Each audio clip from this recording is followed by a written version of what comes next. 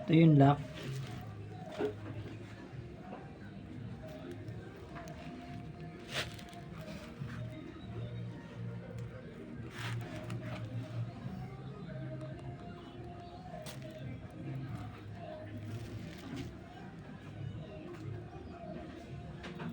Shoot natin.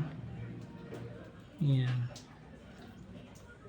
Iporma muna natin dito yung lock. Ayan, ganyan ang pwesto niya. Tapos saka natin ilalagay. Tapos yung pantanggal ng buya o ng spark plug, yung pantanggal ng spark plug. Ayan. Lalagyan lang natin ang basahan. Yan lang.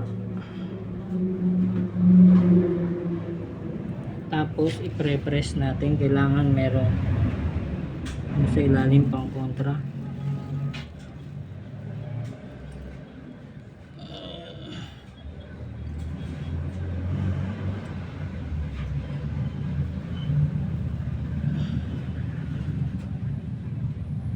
Tapos straight lang, diin lang na straight. Oh. Isa lang yung pumasok, madali na yan pagka may pumasok na isa. Ano lang natin, tapat lang natin, forma natin yung isa. Yan, nakaporma na yung isa. Yan, nakaangat oh. Ayan na siya yung forma nya. May isa pang di nakapasok. Bali ito na lang itutulak natin ng basahan. Ito gamit natin. Yan yung basahan na yan. Igaganon lang natin siya para makuha.